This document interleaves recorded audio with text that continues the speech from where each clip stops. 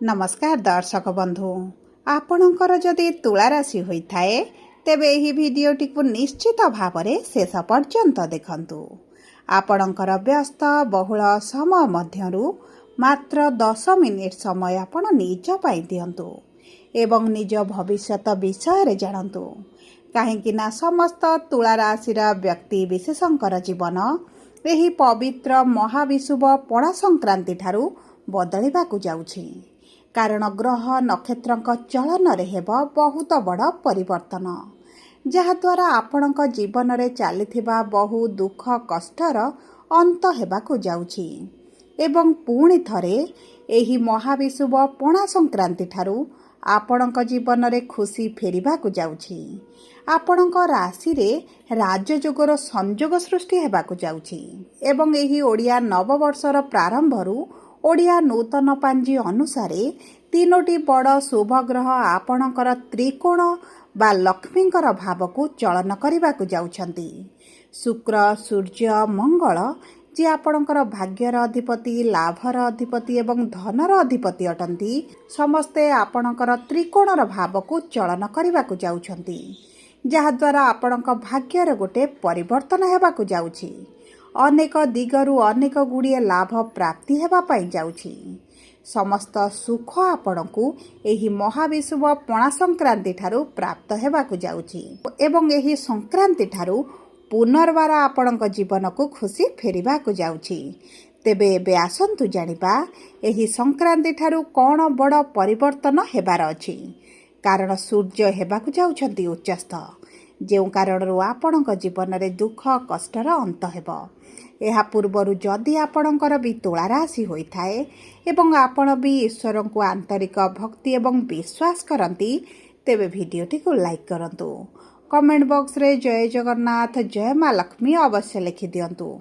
ता सहित आम सह जोगाजोग करिबा पई वीडियोर मध्य भाग रे एक व्हाट्सएप नंबर टिए दिया जाइछि जो नंबर साहाय्य आपण आम सह जोगाजोग करी निजर नूतन कुंडली प्रस्तुत करि परिबे, कुंडली विश्लेषण कराई परिबे किंबा आपणकर चाकरी विवाह व्यवसाय प्रेम संपर्क शिक्षा स्वास्थ्य को नहीं किछि समस्या रहिछि ताहार सहजरे एवं स्वल्प मूल्य रे समाधान करि परिबे। सेतिपई आपण आम सह वीडियोर शेष पर्यंत जोड़ी होई रुहंतु एवं व्हाट्सएप नंबर माध्यम रे आम सह जोगाजोग करी खूब कम मूल्य रे आपणक समस्यार समाधान करंतु। एबे आसंतु कार्यक्रमटी को आग को बढ़ाइबा। देखंतु आपणक राशिर स्वामी शुक्र बुध सूर्य मंगलक सहित शनिक भाव रे विराजमान थिबारु आपणकर स्वास्थ्य रे समस्या देखा देउथिला। कर्म क्षेत्र रे मध्य समस्या आपण देखुथिले। आपणकर धनर समस्याटी मध्य बढ़ी जाइथिला एवं आपण ऋण आनिथिले किंतु ऋणटी को सुझी न पारी ऋणर भारटी बढ़ी चलीथिला। विशेष भाव में आपण जो कार्य हाथ देउथिले सेतरे आपण को सफलता मिल पारु नथिला। आपण बहुत मानसिक चाप भीतर दे रहुथिले। परिवार मध्य शांति मध्य अनुभव करू नथिले। बहुत गुड़िए तुला राशिर विद्यार्थी माने मध्य शिक्षा क्षेत्र में बहुत अधिक समस्या देखुथिले, चिंतार थिले, द्वंद्वर थिले, मनरे एक प्रकार भय मध्य रहिथिला। ता सहित बहुत गुड़िए तुला राशिर व्यक्ति माने चाकरी पाई बारंबार आवेदन करी बारंबार इंटरव्यू एंट्रांस दे मध्य चाकरी प्राप्त होई पारुनी जो कारण मानसिक विशारद मध्य वृद्धि घटुची। सबुठारु बड़ समस्या हेउथला संतान संतति को नहीं। बहुत गुड़िए लोकंकर संतान प्राप्ति रे समस्या हेउथला एवं बहुत गुड़िए लोकंकर संतानक कैरियर को तांको भविष्यत को तांको स्वास्थ्य को शिक्षा एवं चाकरी को नहीं मध्य चिंता बढ़ी जाइथिला। तेबे एही सब समस्या गुड़िक आपणकर दूर हेबा पाई जाउछि। आपणकर जो मानसिक स्वास्थ्य एवं शारीरिक पीड़ा जंत्रणा भोग करुचंती ताहा आपणकर दूर हेबा पाई जाउछि। आपणक जीवन रे पुनर्बार एही महाविषुव पणा संक्रांति ठारू खुशी फेरिबा पाई जाउछि। तेबे आसंतु जानिबा आपणकर राशि तुला हेले मध्य आपणकर नक्षत्र अनुसार केउ क्षेत्र गुड़िकरे कि प्रकार प्रभाव पड़िबो। तेबे देखंतु तुला राशिर तीनोटी नक्षत्र रहिछि चित्रा तुला स्वाति तुला एवं विशाखा तुला। सर्वप्रथमे जानिबा चित्रा तुला राशिर व्यक्ति विशेषଙ୍କ जीवन रे एही महाविषुव पणा संक्रांति ठारू कि प्रकार परिवर्तन हेबो। देखंतु आपणकर नक्षत्राधिपति हेउछंती मंगल एवं विराजमान करिसेंती षष्ठ भाव रे।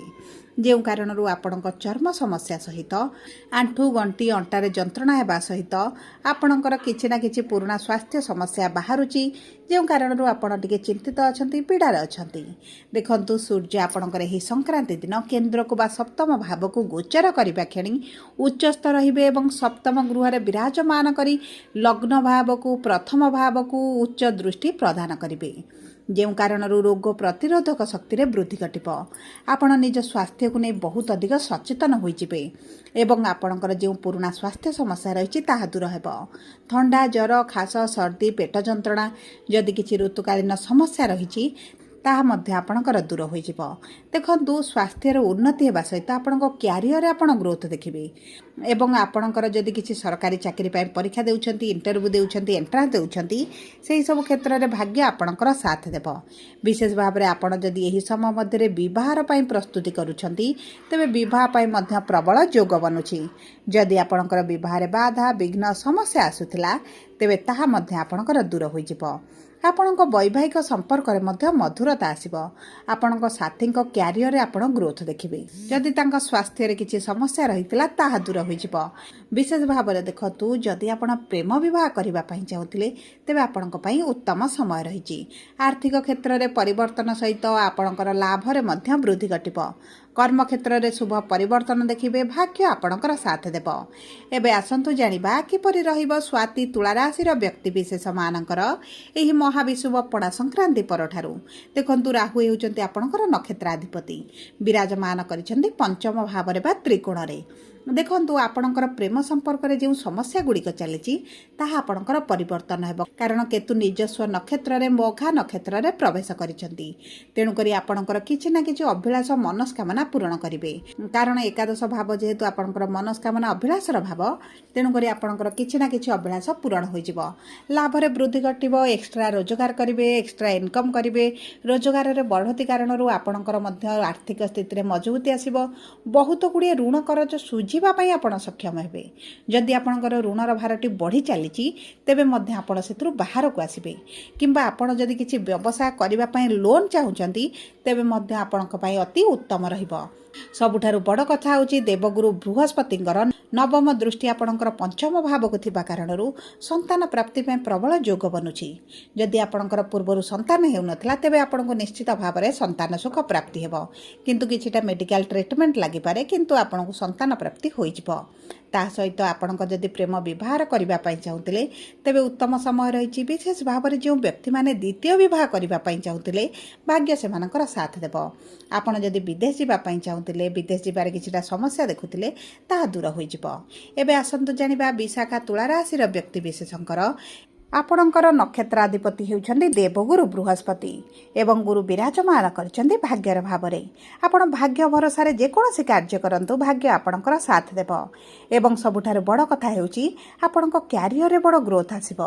ଆପଣଙ୍କ କର୍ମକ୍ଷେତ୍ରରେ ଯଦି କିଛି ସମସ୍ୟା ରହିଥିଲା, ତାହା ଆପଣଙ୍କର ଦୂର ହୋଇଯିବ।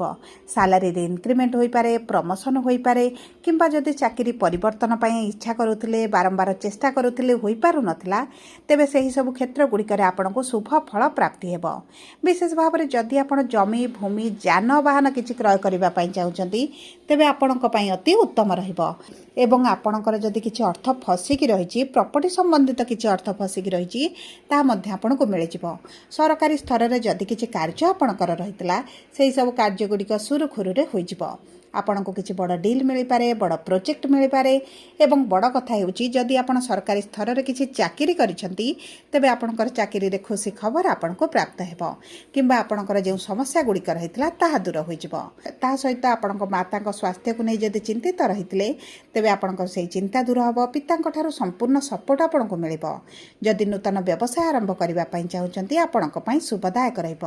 ବିଶେଷ ଭାବରେ ଯଦି ପାର୍ଟନରସିପ୍ରେ କିଛି କାର୍ଯ୍ୟ କରିବା ପାଇଁ ଚାହୁଁଛନ୍ତି, ତେବେ ଭାଗ୍ୟ ଆପଣଙ୍କ ସାଥ ଦେଉଛି। ଦୈନନ୍ଦିନ ରୋଜଗାରରେ ଆପଣଙ୍କର ବଢ଼ତି ଆସିବ। ସବୁ ପରେ ଅଶୁଭତ୍ୱକୁ ଦୂର କରି ଶୁଭାଶୁଭ ଫଳ ବୃଦ୍ଧି କରିବା ପାଇଁ ଆପଣ ପ୍ରତିଦିନ ହନୁମାନ ଚାଳିଶା ପାଠ କରନ୍ତୁ। ଗାଈକୁ ରୁଟି ଏବଂ ଗୁଡ଼ ମିଶାଇ ଖାଇବା ପାଇଁ ଦିଅନ୍ତୁ। କୁକୁରମାନଙ୍କୁ ଯଦି ପ୍ରତିଦିନ ବିସ୍କୁଟ କିମ୍ବା ରୁଟି ଦିଅନ୍ତି, ତେବେ ଅତି ଉତ୍ତମ ଆପଣଙ୍କର ରହିବ। ତା ସହିତ ଆର୍ଥିକ ସମସ୍ୟା ଦୂର କରିବା ପାଇଁ ପ୍ରତିଦିନ ଶ୍ରୀ ସୂକ୍ତ ପାଠ କରନ୍ତୁ। जदि आपणक वैवाहिक संपर्क में किसी समस्या रही मानसिक दुश्चिंतार रही तेबे आपण प्रतिदिन विष्णु सहस्र नाम पाठ करते आपणक अति शुभदायक रदि आपणकर तुला राशि होता है वीडियो किभली लगे कमेंट बॉक्स रे लिखि जणातु जदि आपणक प्रियजनकर तुला राशि होता है वीडियो सहित शेयर करंतु जदि प्रथम थर आम चैनल को आसी चैनल टी सब्सक्राइब करंतु धन्यवाद।